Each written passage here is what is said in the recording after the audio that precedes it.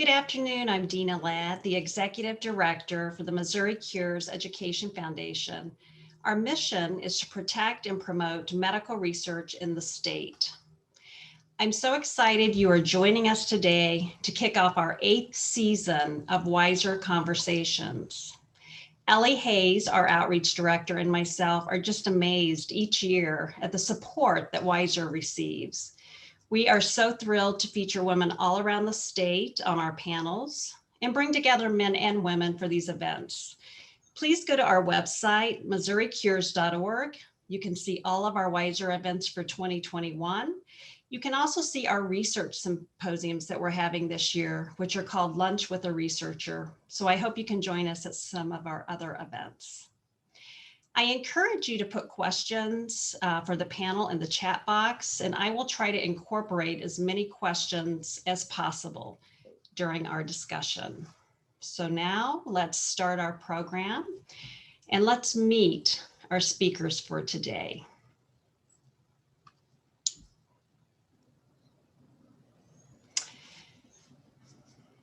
Dr. Becky Lynn, she's the Adjunct Associate Professor at St. Louis University, founder of Evora Women's Health Center. Mary Huff, Postdoctoral Research Associate at the Stowers Institute for Medical Research in Kansas City, and founding member of the KC Researchers in Biomedical Science.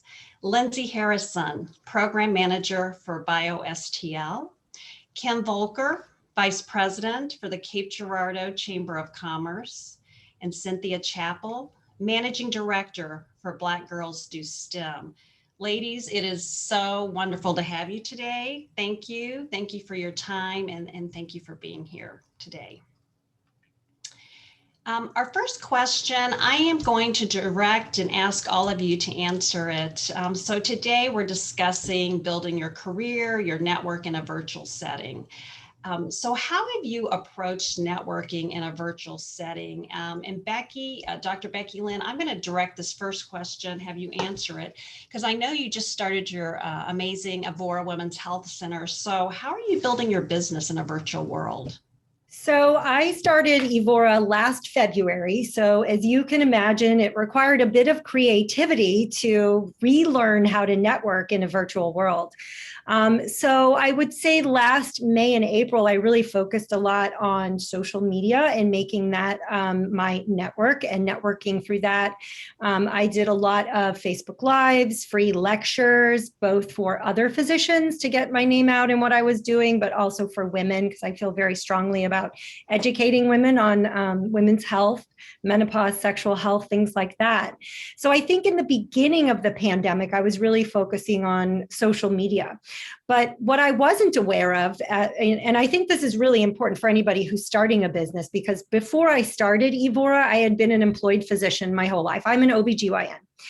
And I had never opened my own practice. So I wasn't aware of all of the great ways that you can network pre-pandemic through networking organizations. So I found out about BNI, which is a business networking organization, and how there are chapters all throughout St. Louis. And so in the beginning it was social media, but it really advanced to these networking events via Zoom. And so I did this, I've been doing BNI. I did a networkathon, which is basically speed dating for your business. You get like 30 seconds to say who you are and what you do. And then I'm part of Rise Collaborative. So I don't know if any of the women out there know Rise, but it's a great networking organization for women. And during the pandemic, they did a Zoom coffee and connection. And I'm an extrovert, so I was all about the coffee and connection, and I would look forward to it. So all the traditional ways that I thought I was going to be networking to grow my business didn't happen. So I just had to be creative in using social media and the internet. Yeah, that's great. Thank you, Becky. And so Mary, how have you furthered your career? And also, you started KCRiBS. And so how are you promoting KCRiBS and doing all of that in a virtual world?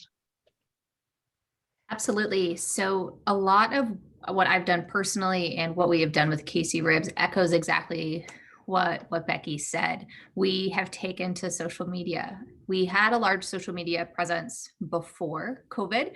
So Twitter, LinkedIn, Facebook, a website, emails that we could send out to people, but really pushing and leaning on that on a weekly, if not a daily basis through COVID has been super important.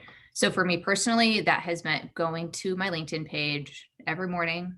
I do it with my coffee and I go to the network tab and I just scroll to see, is there anyone new that's popped up that I think I would benefit from, or that would maybe benefit from having a relationship with me. And so being proactive in establishing those relationships, just like you would if you went to a conference or sat at an event like we are doing now, and would have that chance to do it in person. Yeah, thank you, Mary. And so Cynthia, you have started and built this amazing organization, Black Girls Do STEM. And so how are you working with these young women in promoting your organization? So everything sort of Mary and Becky shared, but I just tell everyone I just came off of a 3-month press media tour.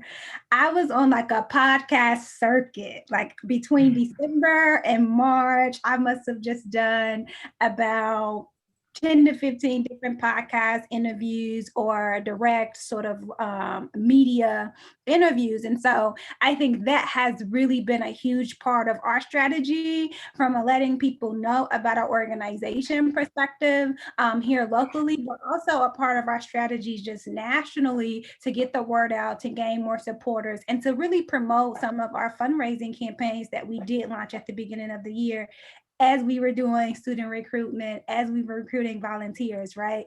So it was like a perfect disaster of a lot of things happening, but exciting things happening at once. And so I love podcasts. And so on a lot of like local podcasts, LinkedIn really has just increased my national network. Now we're invited to co-sponsor some national STEM conferences and just like sit on some national diversity and equity boards.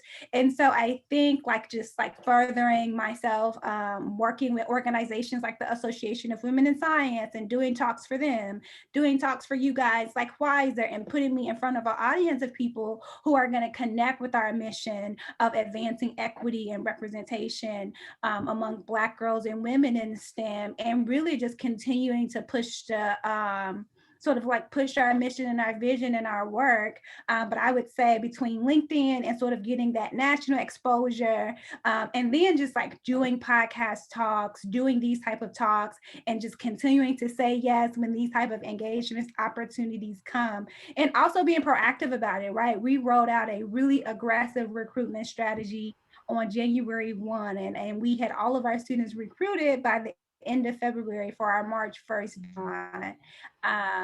So yeah, doing really good with staying on top of our making sure we're visible in community.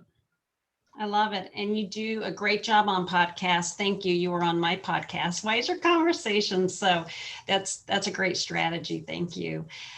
So Kim, being with the Chamber of Commerce, and I know that you all offer these great programs for businesses and women. So how are you handling that in the virtual setting?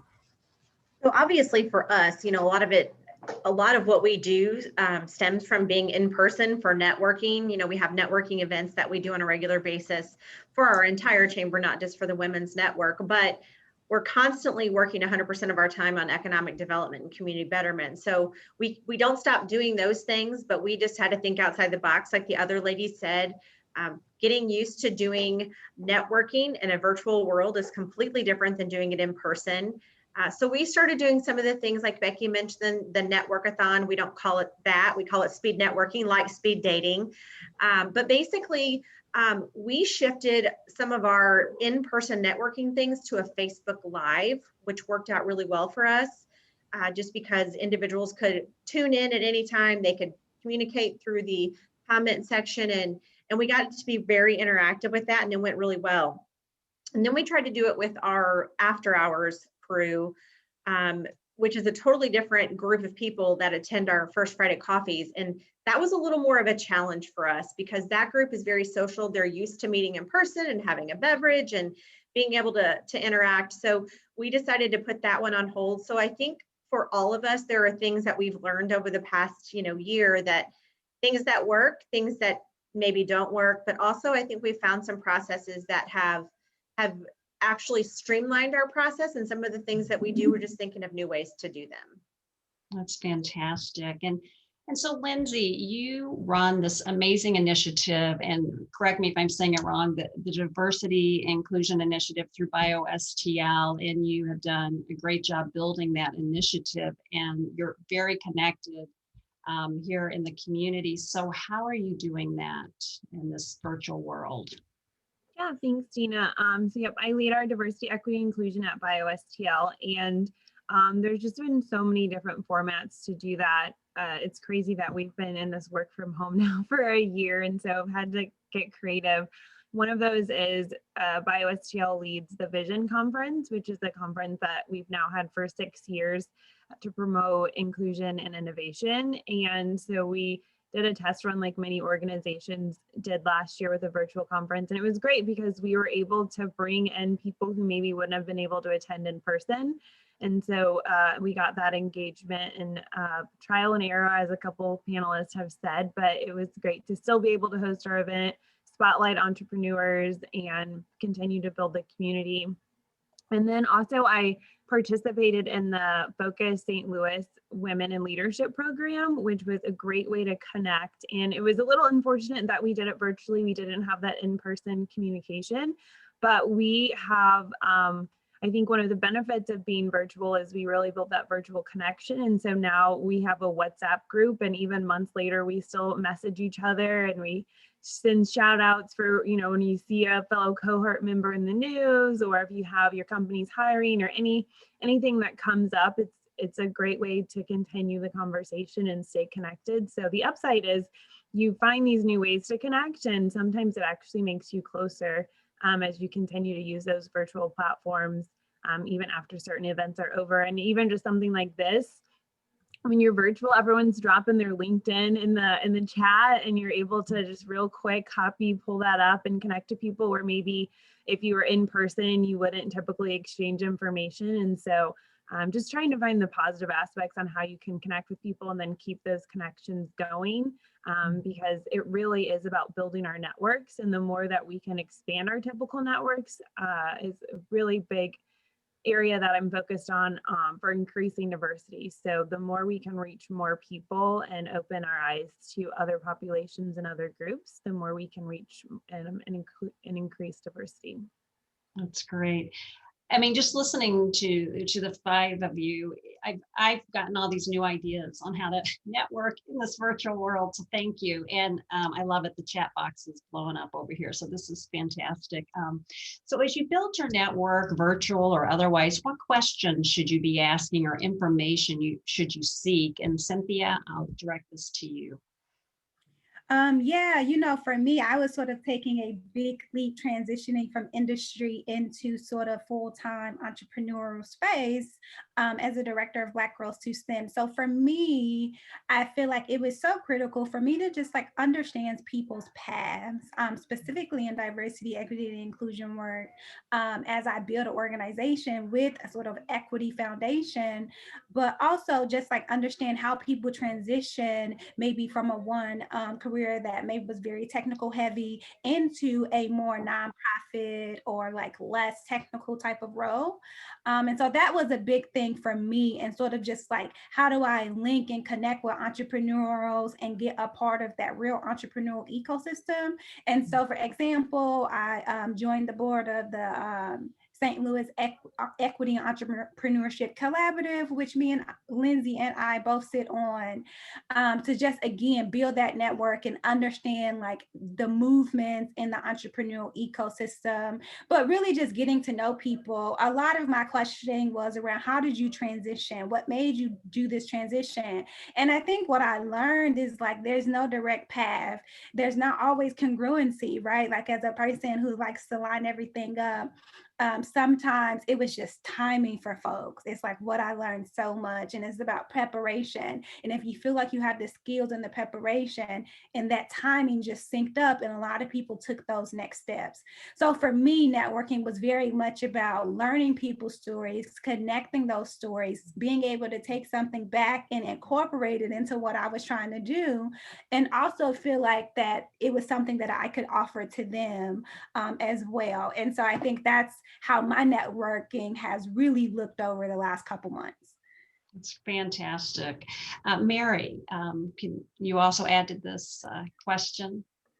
Yeah, I would just echo exactly what Cynthia said. Sometimes if you're not exactly sure how you're going to connect with someone, asking that really open-ended question at the beginning, like, tell me your story, explain to me your path, how did you get from point A to point B?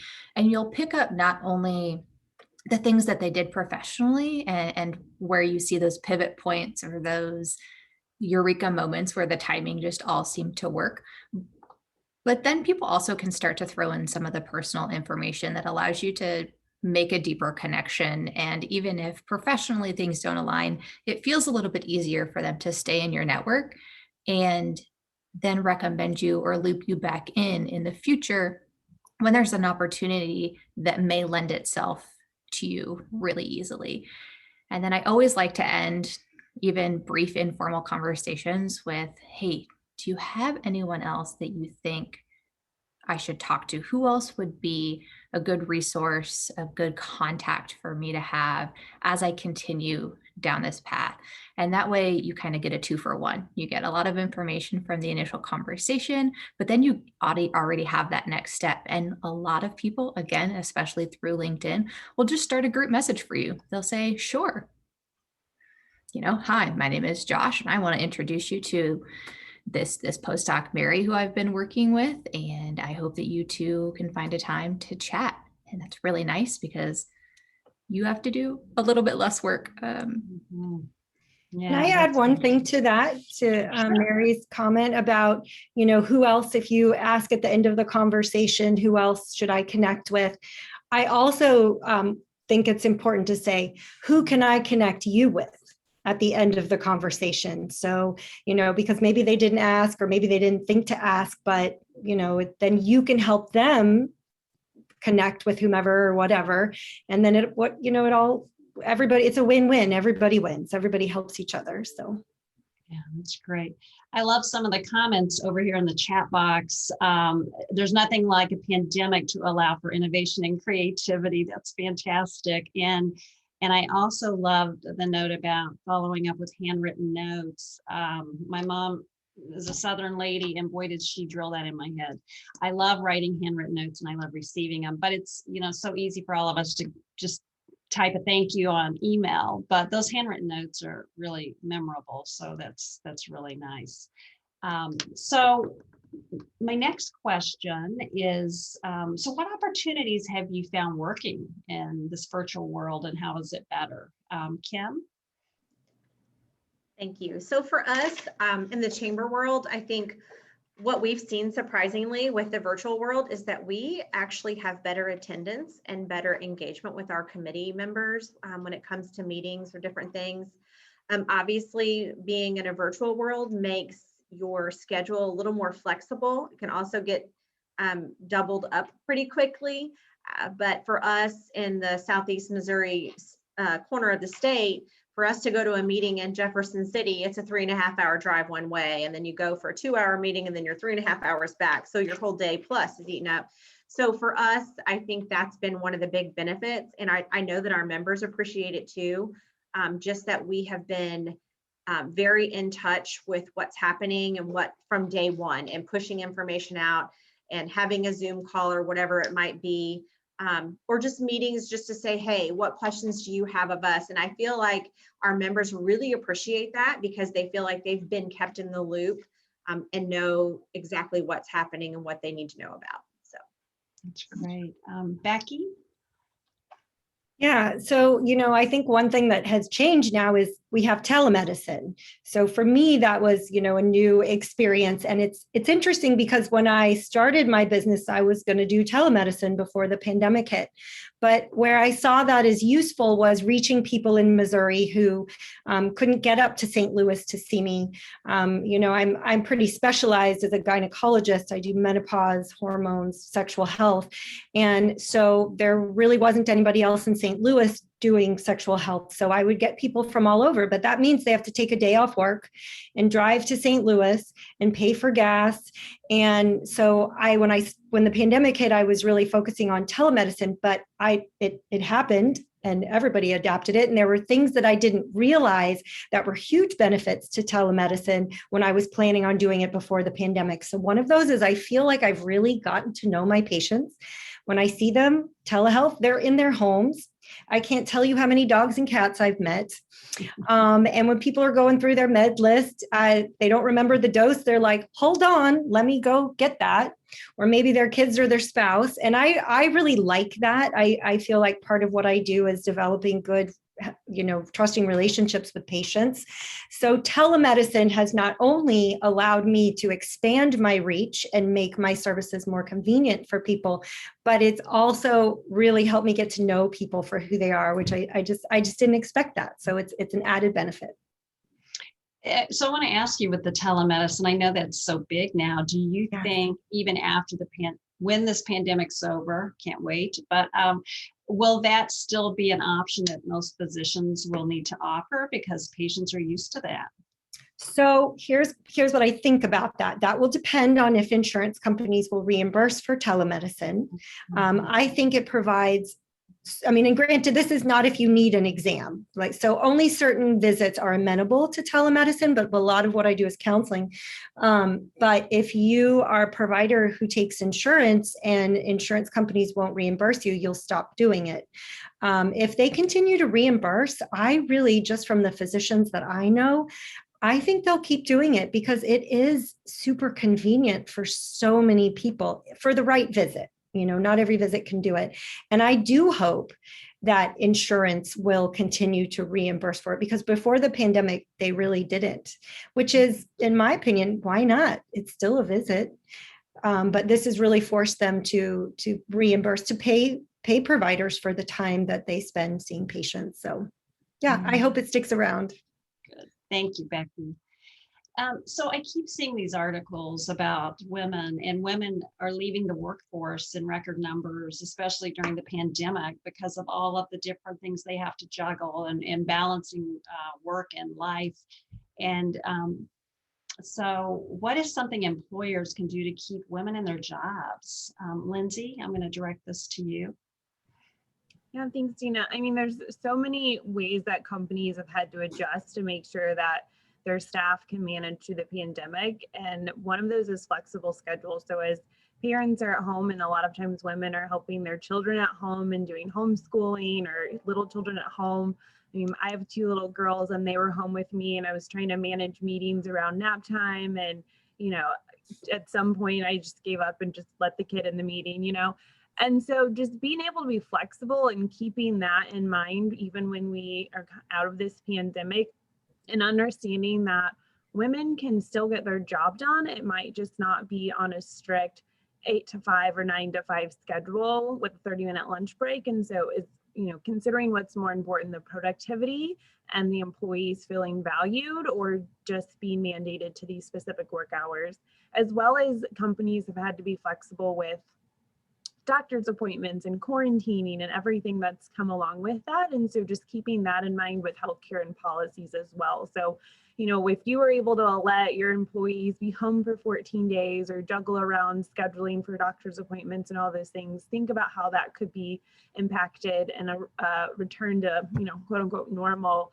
And just the regular doctor's visits, if you have children and they're sick and they have to be home from school, if the parent can stay home and work from home while the kid's sick, can that help eliminate them having to take sick time or take off from work? Or, what can we use that we've learned from companies today and keep that in the practices and policies? And then even just journal, even without the pandemic, I'm a huge proponent of considering your workspace and how it's set up. Do you have a well room for your mamas if they have a baby and if they need to pump, or, you know, what space do you have for women to feel comfortable in the workspace so that they can be successful employees and successful moms? And so there's a lot of policies that companies can revisit to see if they're outdated and if they're really necessary, or how they can improve to support women. Thank you, Lindsey. Cynthia. Yes, I just want to echo everything Lindsey said, and I want to kind of like sum it up and tie it in a bow and say, if employers cared more about the mental, emotional, and overall well-being of their employees, right? Because that is what Lindsey is saying, right? And those are the type of things you do when you have that genuine care and concern for the overall well-being of your employees. I think that requires for employers, you know, to really reimagine and transform how they measure productivity, right? Because it is not showing up for 8 consecutive hours at a building doing work or being present, right? And this is exactly what Lindsey is saying. And so both of those things, and then just everything Lindsey said. Very well said, Cynthia and Lindsey. I agree. So Kim, would you like to add to this? Yes, and I would absolutely agree 100% with what Lindsey and Cynthia said, and would add that within our office, we have a very small staff. Our office is a total of 10. We have 1 male on staff. Everyone else is female. So when we closed our office down last year and then decided to come back in May, we were very flexible, and we only have 1 or 2 staff members who have young children at home who had to juggle, like you all were talking about, the daycare or the virtual learning. I was so thankful that my kids were older and I didn't have to teach them stuff, because it wouldn't have been fun for anybody. But we were very flexible with our staff and said, hey, look, we understand that you have young kids at home and there are things you have to take care of, doctor's appointments, quarantining, whatever it might be. And we agree that you don't have to be here in our office from 8 to 5 to be productive. And we know that as long as you're doing the things that need to be done and still producing and still making all the contacts you need to make, we don't care if it's between 8 and 5, or if it's on a Saturday morning at 9, or, you know, 8:30 on a Thursday night, whatever works. And so I think that's key, is just being willing to be flexible and caring about your staff and their mental well-being, like you said, Cynthia. So thank you. Yeah, thank you. Yes, thank you, Kim. I want to remind everyone participating to put your questions in the chat box or your contact information. I see a lot of LinkedIn connections there. So please, we'll try to get to as many questions as possible. So we all have a bit of Zoom fatigue. So how do you maintain your relationships with mentors and your colleagues and just even your friends without adding another Zoom meeting to the calendar? Kim? So I'm going to go back to what I put in the chat about the personal notes.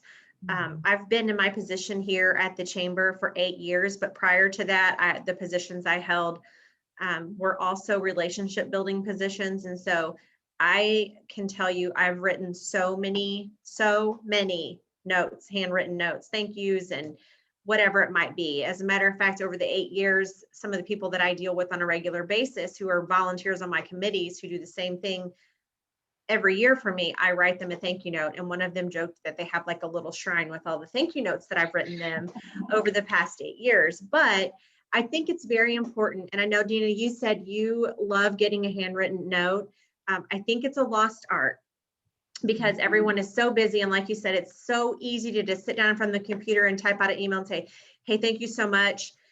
For me, it's to the point to where if I am in the moment and something's happening, if I don't do those thank you notes the very next day, I feel like it's too late, but I still do it. It might be a day or two before I get to them, but I still do them because I think they're very, very important. Some of the things that we did as a staff for team building during the pandemic last year is it was Zoom. That was before Zoom fatigue was a real thing, but we have a weekly team building meeting every Friday in our office at 3 p.m. We merged offices almost 5 years ago with our visitors bureau. And so we hadn't ever shared an office with them. So for us, we wanted to have the team building just so that we could kind of let our hair down. It's the end of the week. Everybody's going to get to know each other and know our quirks and things, and then just kind of shake everything off before we go home for the weekend. Well, when the pandemic happened, we were really missing that. So for the first couple of weeks, we didn't do it. And then all of a sudden someone said, why aren't we doing a Zoom team building happy hour? And it was so good for us. I think mentally and for our team, I mean, just, we loved it. We were so excited to see each other on those Zooms when we weren't working, we weren't talking about work, we were just having a beverage maybe on our deck or whatever it might be. But I found that that was very helpful. And I have some colleagues in the chamber world who we've done the same thing. It might be via Facebook chat or whatever, but we try to connect and hopefully we'll get to see each other in real life one day. Yeah. Mary. Absolutely. So again, I think this is something that was already dropped in the chat, but going back to phone calls. So not every conversation or meeting needs to be done via video. And if I can take a phone call and stand outside on my patio or take a walk around the block, which I know are good for my mental health and well-being, while also getting these connections and these meetings taken care of, I would highly encourage that. And I actually was encouraged that by someone that I work with on a committee, because they were like, I love to talk on the phone. Yeah, we'll hash this out on the phone over 20 minutes. And they were running around doing stuff at their house. I went outside and took a walk. And at the end of it, it felt better versus at the end of some Zoom meetings where you're like, oh, I've used all of this mental, emotional energy to stay fully present the entire time. The other thing I'll add to that is being open, especially if you're leading a meeting or running a group, to letting people have their videos off if they're not comfortable. And I think that is something that as leaders in spaces, people need to get better about explicitly stating out loud, whether that's in an email when you set up the initial meeting or at the beginning of the meeting. I'd love to see your face if you're willing and able, but if you're not, I understand. And I really am just glad that you showed up and are with us today. And there have been a handful of times where, again, personally, that has been great for me because I want to be there and I want to engage, but I just need that little break in order to be my best self. I love what you said about phone calls. So I have a new, if somebody wants to talk, just one other person, rarely will I do Zoom. I'll say, well, let's talk. Let's just have a phone call. There's no need for another Zoom. And also my physician told me that anytime you're just on the phone, put in your headphones and get up and walk. That's the time where you're going to stretch, you're going to walk, you're going to get the blood flowing instead of sitting at your desk. So yeah, thank you, Mary. Lindsey. Yeah, +1 to everything Mary said for walking and getting out and about. I agree, Dena and Mary, that not everything has to be a Zoom call. And I've also even tried to make kind of like not just welcoming cameras off, but welcoming people eating on the screen. I feel like now people are scheduling more meetings than ever before because it's just an easy Zoom call. You don't have to maybe travel to someone's office or, all those different things. And so then before you know it, you didn't really have time to eat lunch or snacks or whatever it might be. And so welcoming people to like, hey, if you need to eat, that's perfectly fine. Or if you are in your sweatpants, that's also perfectly fine. Like, I'm here to get the content for the meeting and not get hung up on what's happening on the screen. And then also just utilizing other platforms.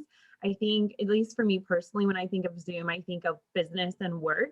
And so when I do chats with my friends in the evening, like one of my friends, we use Facebook Messenger, and they have a video platform. And so it just feels different, the fact that I'm on Facebook versus the fact that I'm on Zoom. It just puts me in a little different mindset. And so even if it's just those little things like using Google Hangouts or now everyone has a platform for video conferencing. So, even if it's stepping outside of Zoom for those personal fun times instead of just always using Zoom is helpful. Well, that was a great segue into our next question about social media. So can social media be an effective method of growing your network? And how can someone who's never been active on social media get started? Becky. Oh, you're muted. I was muted. I definitely think it's a great way to expand your network. And it's almost as if, Facebook almost does it for you or Instagram does it for you. So you post whatever, and then they give you, they recommend people you should follow, and then you follow them, and then people follow you back.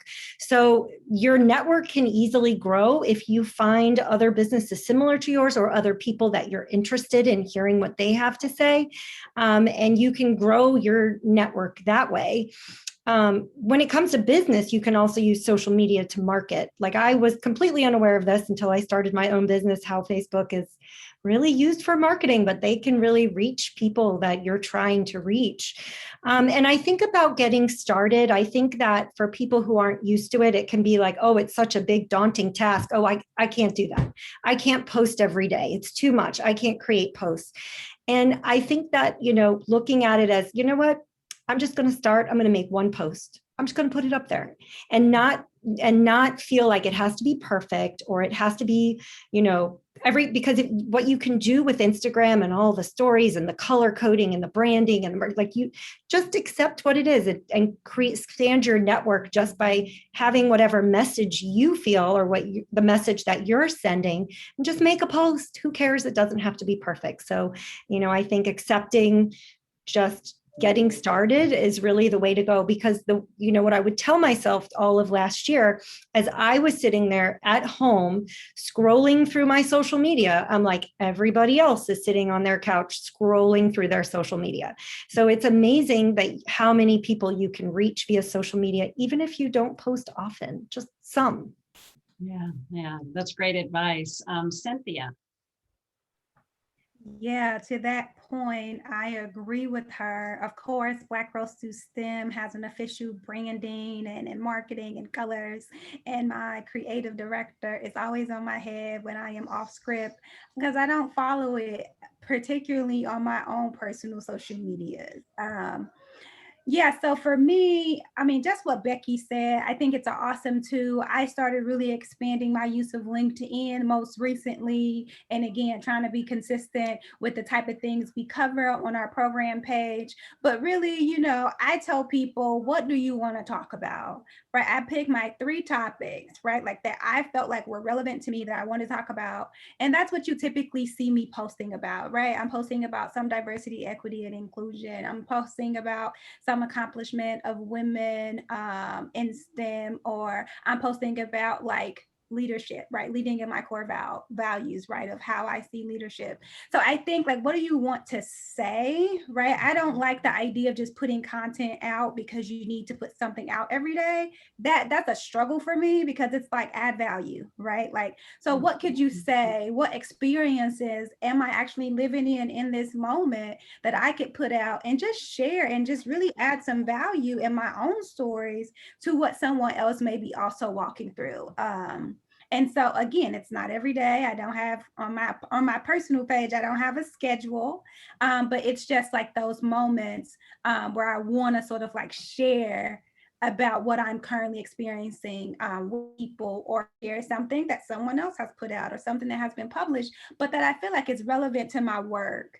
And so I think just understand what do you want to talk about? What do you need to say? What do people need to hear that's going to be inspiring, that's going to be true and authentic to who you are, and not just be on this hunt for content.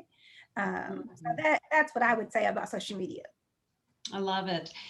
Do any of you want to add to that, Lindsey or Kim or Mary? Because I know this is such, a big topic, and especially during this pandemic, I think more people have really gotten familiar with social media. One of the things that I have found extremely helpful, and I know chamber industry is a little different than most sectors. We are not competitors for the most part. So we're all about helping each other. We call it rip off ideas from each other, because why recreate the wheel if they've done something that is working great for them. But we have a couple of different Facebook groups that we share in. One is just for our state, And then we have one that's actually, I think it's worldwide, but it has been such a huge resource for us, especially since we're not doing conferences in person and we're not doing all those things where we can actually sit down and talk to somebody and ask questions that we have, but we just pop out there and sometimes it's not even a question. Sometimes it's just, I need to commiserate with somebody. I need to lament about the things that we're dealing with or frustrations or whatever it might be. And we can put something out there and it's just like, boom, boom, boom, boom, boom. All these people are like, I'm in the same boat. I get it. And so I think that helps us a lot, especially with that mental piece of saying, okay, we're all in this together. It's not just us. And so that piece of it I know for myself and my staff has been extremely helpful.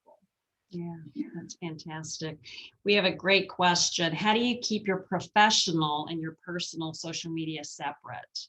I am only interested in professional social media, but friends, family, neighbors want to connect with me on my social media. So any advice? Yeah, I'll hop in on that one because my friends and family, well, some friends and family and professional contacts think that I am like being ridiculous, but I have a personal Instagram page and I do not accept personal contacts on my professional contacts on my personal Instagram page. And I have a lot of professional contacts that will find my personal Instagram page. I have 2 public Instagram pages, one public open Facebook, Twitter, LinkedIn, but somehow people find this private personal Instagram. And so I just direct all of those people to my public pages and then ask any new connections of people who are professional contacts on Facebook to just add me on LinkedIn. My Facebook has become like a hodgepodge of both, and it kind of can get crazy. And so at this point, I just don't accept anybody else on Facebook, and I just direct everyone to LinkedIn. But I do try to maintain some autonomy and sort of just being able to show up as my imperfect self sometime on my personal IG page and not have to have those professional connections there, sort of like, in the background looking, because that is sort of more personal for friends and family. So I think it's a way to separate it out. Everyone tells me that'll never stand up, right? Like at some point I will not be able to have a personal Instagram. But that's where I'm at right now. So. Great advice. Yeah. Anyone else? I agree. I think it's actually really important to keep your work social media separate from your personal social media and keep your personal social media for friends, family. And I don't think that people have a problem, because I get that too sometimes. I mean, I'll even have sometimes patients will want to be my friend on my private Facebook, which I don't do that because I don't think that's a normal doctor-patient relationship. And I'll just say, you can follow me on I have a Dr. Becky Lynn, or actually it's Becky Lynn MD, that people can follow me on. So I think it's really important to keep them separate. And I think most people I've run into understand that. Mm-hmm. Yeah, I would say second that. I usually don't accept professional contacts on my personal Facebook page unless we become personal friends through like the professional connection first. And when I share, people like, oh, can I, find you on Facebook? And I tell them like I don't accept, and like I've never had anyone just be like outrageously angry about it. They're just like, oh, okay. Or if they send a friend request, I just let them know, like, you will be pending for forever. And, people are fine with that. Also, just for me, you can decide which platform. So for me, my LinkedIn is what I consider my my professional connections. And then my Instagram is what I consider like strictly personal. And so sometimes just dividing it out by platform, depending on the type of content that you want to share, is also helpful sometimes. Yeah, great. That's great advice. And I'm going to give a plug. Ellie's plugging it over here in the chat box. But so for us, for Missouri Cure, social media is huge. We have a very large social media following. I believe we have 15,000 Facebook friends and we have 5,000 Twitter followers. Because part of our mission is to really promote the great work going on in the state for research. So we are on every media list: Washington University, SLU, MU, Stowers, and we really want to push out that information and let people know how important medical research is in the state. But we also have our WISER Facebook group page, and now we have our WISER Twitter, and we started our LinkedIn, and Ellie started the Instagram, and I got to give her major kudos. She does all the social media. It's like, I tell her, you're doing such an amazing job. I'll retweet everything, but you stick it out there, but so it's a lot of work. It's a lot of work to maintain social media, especially with a 2-person team. But again, it is so important to get that important information out there. So, are there any apps or products or online learning tools that you have found helpful in building your career? And Mary, I'm going to toss this one to you. Absolutely. So part of this may be because I'm a millennial, and I admit that. So technology has always been a part of my professional life. I don't know what it's like to work in a professional setting without using online platforms to do my work. So what I think has been really helpful, one we've already drilled down, is using social media. So KCRiBS, that was how we were able to connect our postdocs at Stowers with the postdocs at KU Medical Center, with the postdocs who were at KUMC, and start to tap into the biomedical network across the Kansas City area. It was just being present and actively engaging.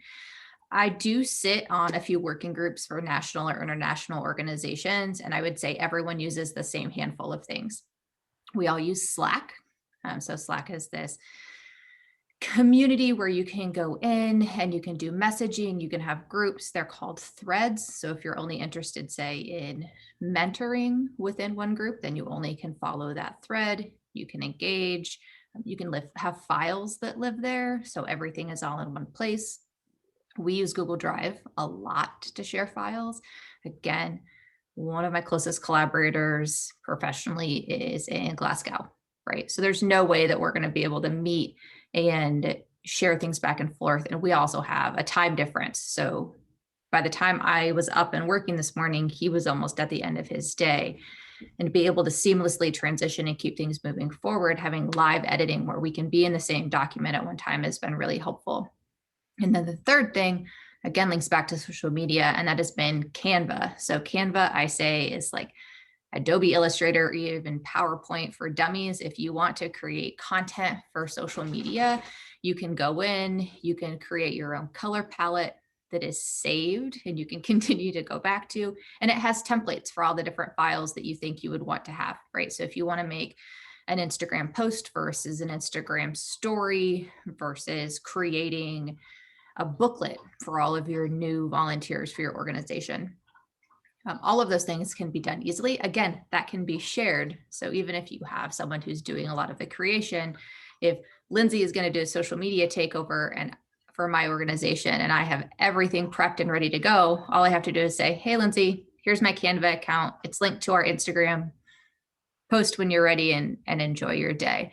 So being able to work simultaneously on things through all of these platforms has really opened up the ability for us to work well together and drive forward our professional careers, but also the life of our organizations.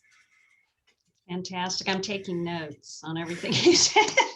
Like, I need to look into all those, but I am familiar with Canva. That's amazing. Yeah, I love it. And we use it at Stowers too. So even to do things like internal advertising, because you can just duplicate a page and change the title. So it saves everyone a lot of time, and it also gives you some consistency, which other people have already mentioned in marketing and advertising, right? We want to use the same colors. We want to make sure our logo is always there so that we can connect back to the core of our organizations. Thank you.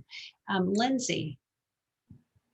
One tool that I probably wouldn't have thought about before is professional development, but is Audible. And so pre-pandemic, people would always talk about, what are you reading? I'm like, who has time to read? Like, it would take me forever. And so now that I have Audible, I have sped through so many books, and with the amazing feature of speeding up a book, you can, put it on, a little faster and get through it. And so I can kill two birds with one stone by going for a run and listening to Audible, whereas before, I would have to find specific time to sit down and focus on reading. And so, and then just being able to pick such a different variety of books. And so I alternate between books that are specific for women, specific diversity focus, some just comedy. There's a lot going on in the world these days. So a little comic relief is also just helping your mental health, which can help you professionally. And so would highly, highly recommend Audible or any type of listening app to listen to books and get that professional development in. And most of the books that have like PDFs or CDs or anything that come with the hard copy, you can still download those PDFs from the Audible listening books. And so you don't miss out on anything. And so it's been really great.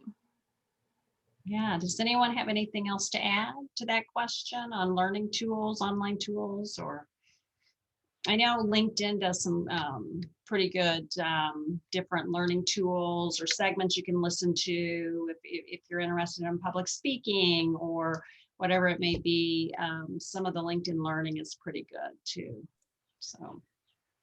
Yeah, I have Dena. Okay, sorry, go ahead. Sorry, Becky. Yeah, I was just going to say those massive open online courses. So Coursera, edX, especially if you're transitioning into something new, those are nice because you can kind of pick and choose which content you want. So I always use the example of I was a neuroscientist by training, and then I switched to molecular biology. And there were some gaps in my knowledge that I needed to fill as quickly as possible, but I could listen to those e-courses while I was actually at the bench doing other things or, on my walk for the day. So the world is kind of your oyster. I don't think everyone should feel like they have to do those things, but if you have a skill that you need or that you really think will help advance you, there are definitely opportunities out there.